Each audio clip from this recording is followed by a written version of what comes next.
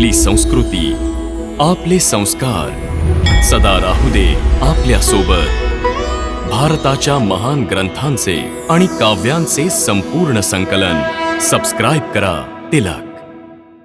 तुझ्याद्वारे म्हटल्या गेलेल्या प्रथम श्लोकाने आज एका महाकाव्याचा श्री गणेशा झाला आहे. त्या महाकाव्याचा श्री गणेशा इतक्या करुणाजनक दृश्याने का झालाय? त्यात इतक्या वेदना का आहेत? कारण आता जे घडणार आहे त्यात करुणारस प्रधान आहे. राम आणि सीतेच्या वियोगाची वेदना आहे. वत्सा, करुणाच कलेचा शृंगार आहे. म्हणूनच तुला हे काम सोपवलं जातं, ज्यामुळे युगांपर्यंत मानवाला प्रभू श्री रामांच्या आदर्शांवर चालण्याची प्रेरणा मिळेल.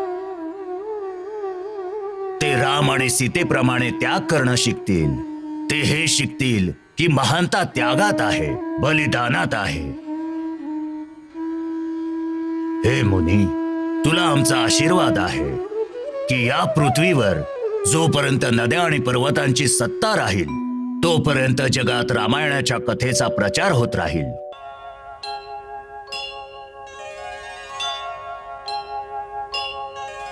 मा निषाद प्रतिष्ठान्त्व मग मा शाश्वती समाह यत्क्रोंच मिथुनादेकम अवधी काम मोहितम.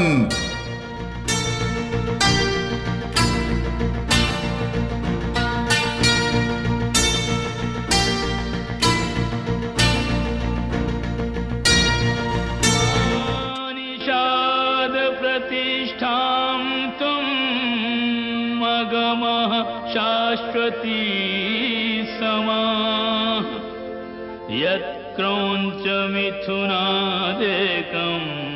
अवधीः काममोहितम्.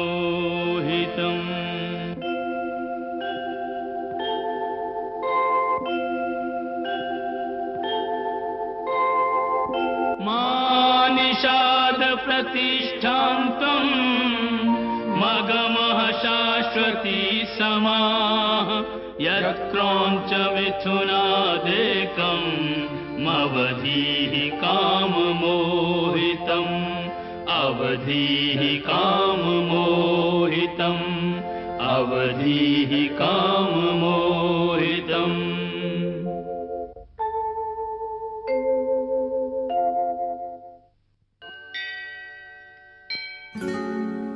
ऐकलंस भारद्वाज? बोला गुरुदेव. पाहिलंस का तू? ऐकलंस ना? काय गुरुदेव? हे बघ, माझ्या मुखातून शाप रूपाने जे वाक्य बाहेर पडलंय ते 4 चरणात बद्ध आहे. त्याच्या प्रत्येक चरणात 8 अक्षर राम समान आहेत. त्याला एका लयीत गायलं सुद्धा जाऊ शकतं. त्यामुळे हे वचन श्लोक बनून छंदबद्ध काव्यरूप झालं आहे.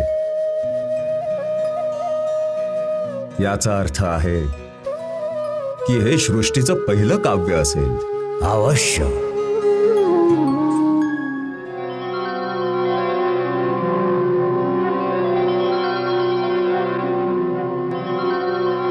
प्रणाम ब्रह्मदेव.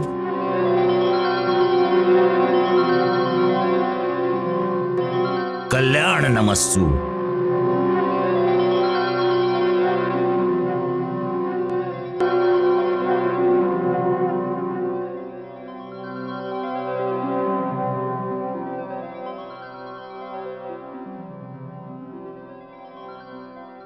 महर्षी वाल्मिक, तू खरं बोललास. तुझ्या मुखातून निघालेलं छंदबद्ध वाक्य श्लोक स्वरूप झालंय. माझ्या प्रेरणेनंच देवी सरस्वतीनं तुझ्या जिभेवर वास करून या कल्पात भूतलावर सर्वात पहिल्या काव्याची रचना करवली. तुझ्याद्वारे प्रभू रामांच्या महान आदर्श चरित्राचं वर्णन करणं निश्चित आहे. म्हणूनच ही काव्य शक्ती तुला प्रदान केली आहे. तू श्री नारदाद्वारे सांगितलेल्या भगवान श्री रामाच्या उज्ज्वल चरित्राला रामायण नावानं काव्यबद्ध कर. वत्सा, माझ्या वरदानामुळे श्रीरामाचा समस्त गुप्त किंवा प्रकट वृत्तांत, तसेच सीता आणि समस्त देवांचं तसंच असुरांचं गुप्त किंवा प्रकट चरित्र जे झालं आहे आणि जे होणार आहे ते अज्ञात असूनही तुला ज्ञात होईल. ही परमसिद्धी तुला प्रदान केली गेली आहे की तू जे लिहिशील ते सत्य होईल. म्हणून तू श्री रामचंद्रांच्या परम पवित्र आणि रम्य गाथेला श्लोकबद्ध करून लिही. त्यापासून प्रेरणा घेऊन समस्त युगांमधील प्राणी धर्माचरणाद्वारे भक्ती आणि मुक्ती प्राप्त करण्याच्या साधनांकडे प्रवृत्त होतील. हे परमपिता, आपण हे कार्य मलाच का सोपवलंय? हे पुत्रा, तूच या परम यशाचा अधिकारी आहेस. तुझ्या तपस्येच्या फलस्वरूप तुला देखील माता भगवतीच्या सेवेचं भाग्य मिळणार आहे. त्यांच्या जीवनात तुला योगदान द्यायचं आहे. यासाठी हे ब्राह्मण श्रेष्ठ, तुलाच या यशाचा भागीदार व्हायचंय. असं नियतीचं विधान निश्चित आहे. तुझ्याद्वारे म्हटल्या गेलेल्या प्रथम श्लोकाने आज एका महाकाव्याचा श्री गणेशा झाला आहे.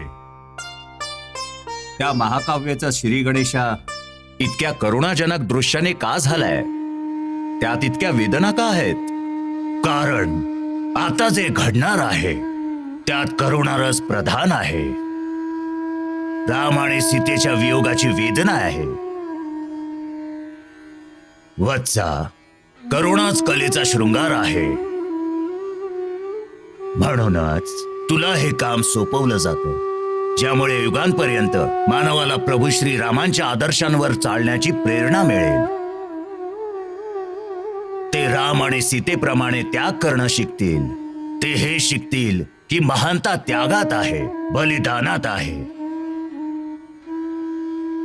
हे मुनी, तुला आमचा आशीर्वाद आहे की या पृथ्वीवर जोपर्यंत नद्या आणि पर्वतांची सत्ता राहील तोपर्यंत जगात रामायणाच्या कथेचा प्रचार होत राहील.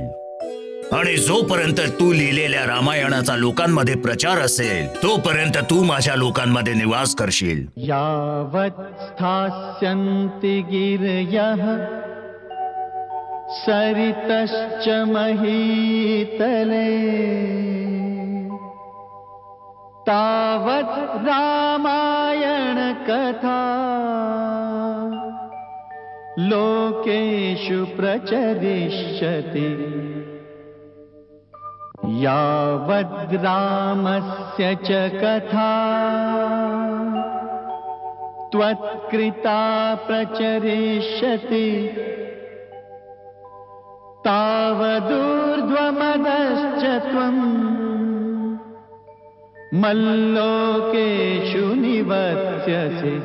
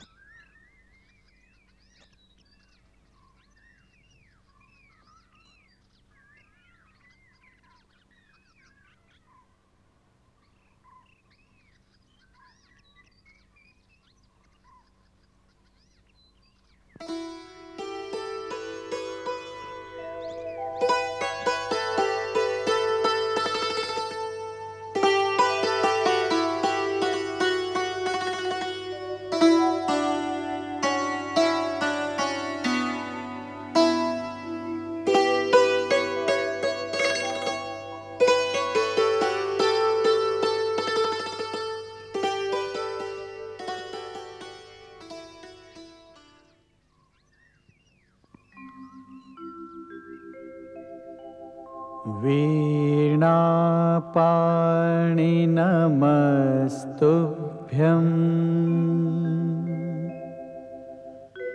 नमस्तुभ्यं हंसवाहिनी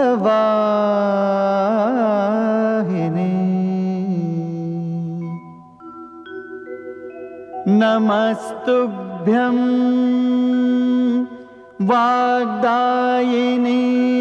देवी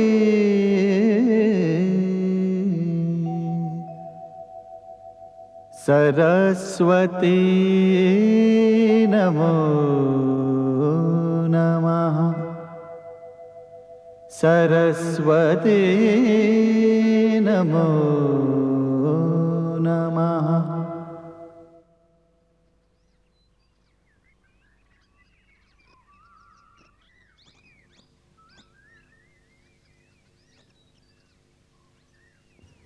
हे माते, असं वरदान दे की जे माझ्या लेखणीनं लिहिलं जाईल ते प्राणीमात्रांसाठी कल्याणकारी असेल. माझ्या पात्रांच्या चरित्रामध्ये असा रस, असं सौंदर्य भरून टाक की त्याच्या प्रेरणेने समस्त प्राणीमात्रांचं जीवन सुंदर होईल. या मानवी विश्वात सुख आणि शांतीचं राज्य स्थापित होईल. ओम शांती शांती शांती.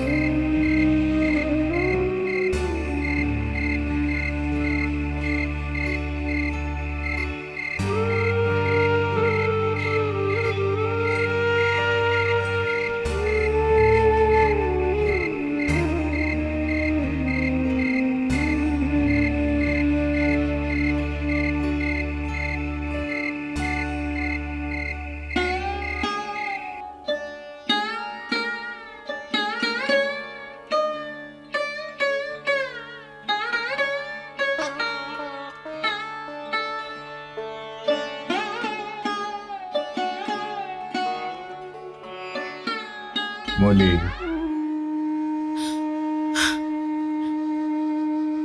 कसल्या विचारात पडलीस?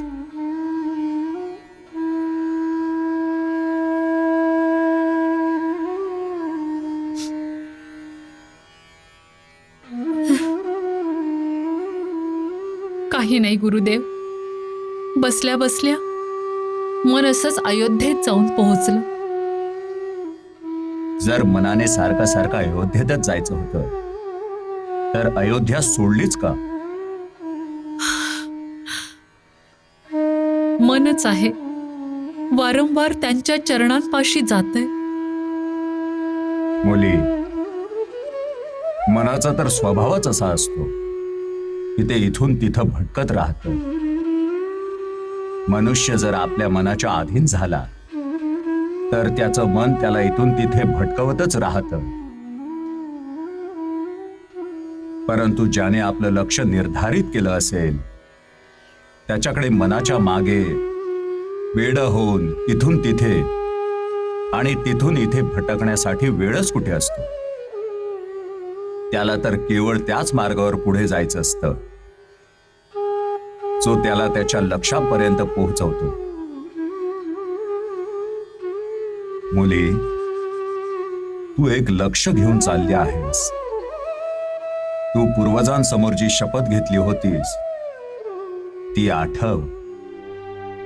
तू म्हणाली होतीस, मी मिथिला नरेश, राजा जनकाची कन्या सीता, आपले महान पती आपले भगवंत श्रीराम यांच्या चरणांची शपथ घेऊन वचन देते की आज नंतर माझी सावली देखील आपल्या पवित्र राजकुळावर नाही पडणार.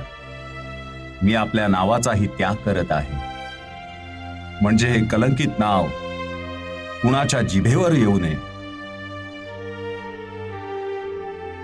रघुवंशाची भावी संतान मी माझ्या गर्भात धारण करून जात आहे आणि हे वचन देते की त्या अपत्याला अशा योग्यतेचं बनवीन की आपल्या नावाला आणि कीर्तीला आणखी उज्ज्वल करेल.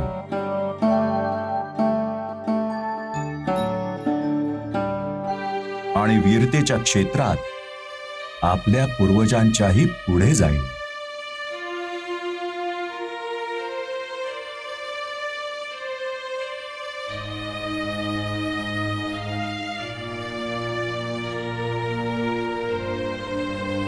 तू ज्या अपत्याला आपल्या पूर्वजांपेक्षा मोठा प्रतापी आणि वीर बनवण्याचा संकल्प केलायस त्या अपत्यावर काय सदैव औदास्य आणि भटकत्या मनाचे संस्कार करणार आहेस का तू? तुझ्या या मनस्थितीचा काय परिणाम होईल तुझ्या अपत्यावर? तू तुझ्या मनामध्ये निराशा आणि औदासीन्याला जागाच नाही दिली पाहिजेस.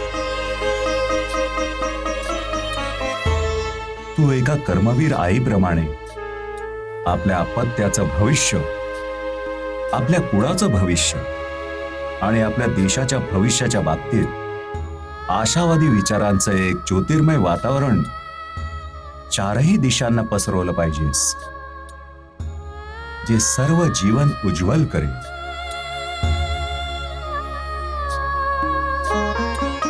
मुली, ज्यांना भविष्याची निर्मिती करायची असते त्यांना मनाच्या अधीन होऊन नाही चालत, उलट मनाला आपल्या अधीन करून पुढे चालतात.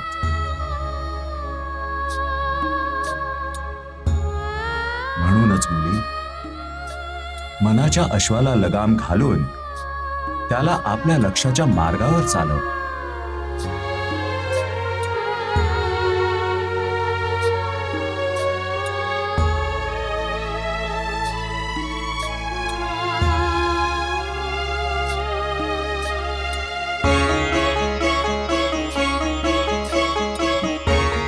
मला क्षमा करा गुरुदेव.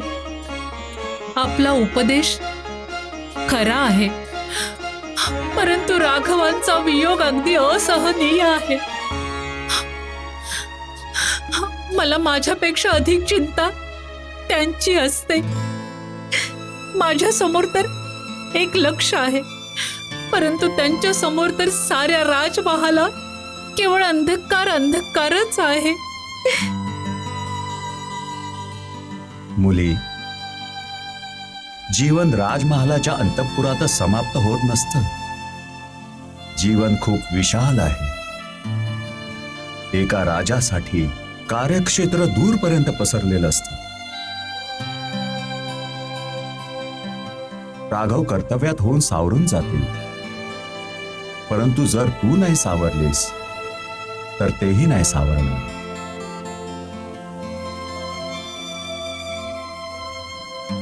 दोन प्रेमी जीवांमध्ये त्यांच्या मनाची तरंग एका अदृश्य रूपाने एक दुसऱ्यांपर्यंत पोहोचवतच असतात.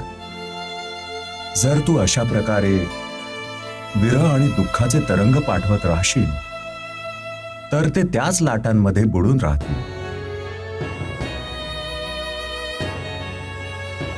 त्यांच्याकडे कर्तव्यपरायणता, कर्मवीरता आणि आशेच्या ज्योतींचे तरंग त्यांच्याकडे पाठवले पाहिजे.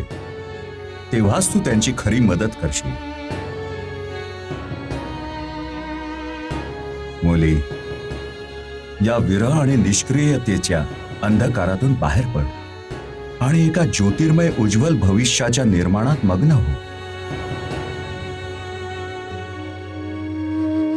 हे विसरू नकोस की एका महान बलिदानाच्या मार्गावर तू एक खूप मोठी जबाबदारी घेऊन चालली आहेस.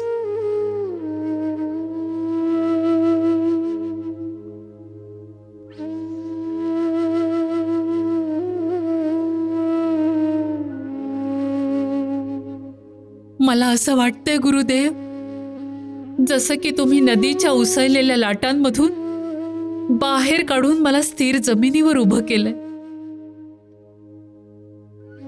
तुम्हाला शत शत प्रणाम.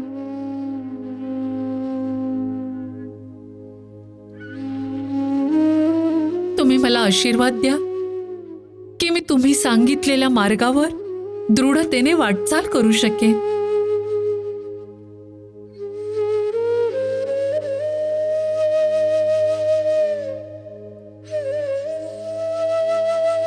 देवी भगवतीची शक्ती तुला प्रदान हो.